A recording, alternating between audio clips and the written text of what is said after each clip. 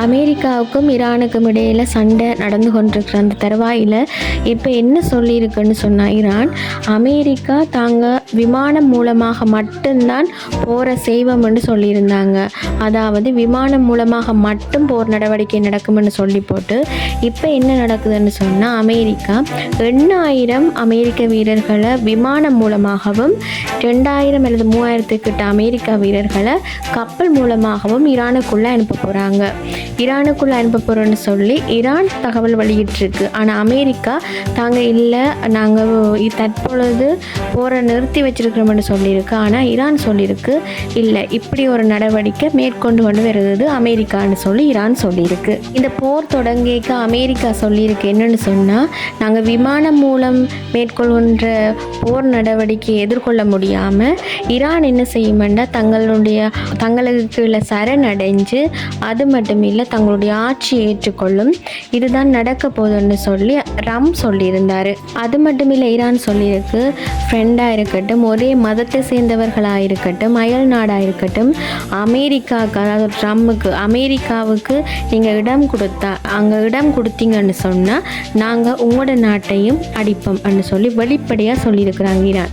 எங்களுடைய நாட்டு பாதுகாப்பு தான் எங்களுக்கு முக்கியம், நீங்கள் இடம் கொடுத்தால் அடிப்போம்னு சொல்லியிருக்கிறாங்க.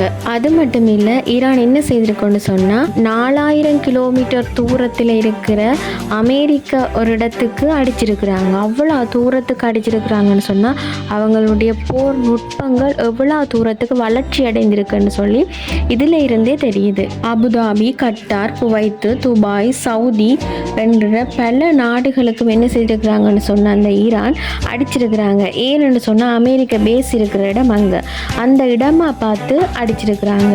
ஈரான் என்ன சொல்லுதுன்னு சொன்னால், எந்த நாடாக இருந்தாலும் அமெரிக்காவுக்கு பேஸ் கொடுத்தீங்கன்னு சொன்னால் நாங்கள் உங்களுக்கும் திருப்பி தாக்குதலை மேற்கொள்வோம் என்று வெளிப்படையாக சொல்லியிருக்கிறாங்க.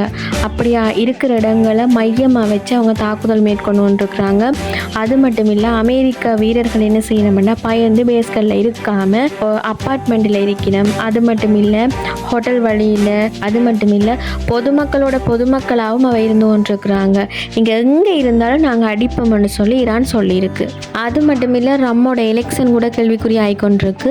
அவங்களோட அமெரிக்க மக்களே ரம்ம வெறுத்து கொண்டு வர்ற நிலைமைக்கு ஆளாகி கொண்டிருக்கிறார். என்ன அதுக்கான ரீசன் சொன்னால், அமெரிக்காவுக்கும் ஈரானுக்கும் எந்த ஒரு போரோ என்னவோ ஒன்றும் நடக்கல. அது என்ன காரணம்னா, இஸ்ரேலுக்கு சப்போர்ட் பண்ண போய்தான் ஈரானுக்கும் அமெரிக்காவுக்கும் இடையில போர் நடந்து கொண்டிருக்கு.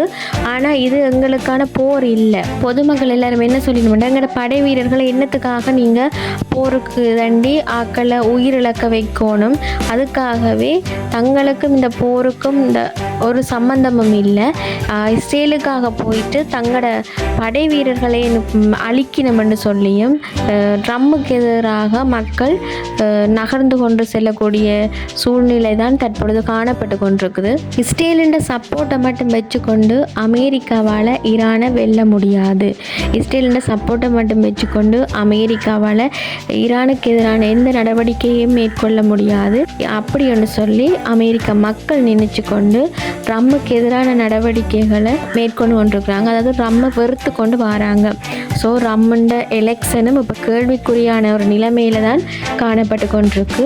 அது மட்டும் இல்லை, அதாவது ஈரான் சொல்லுது என்னென்னு சொன்னால், ஈரான் இராணுவம் சொல்லுது, நாங்கள் சின்ன வயசுல இருந்தே நாங்கள் சொல்லி வளர்க்கப்பட்டு கொண்டிருக்கிறோம். என்னென்னு சொன்னால், ஏதோ ஒரு காலத்தில் ஏதோ ஒரு நேரத்தில் அமெரிக்கா வந்தால் அவைக்கு அடிபணியக்கூடாது என்று சொல்லி சிறு வயதிலேருந்து எங்களை சொல்லி வளர்த்திருக்கிறாங்க.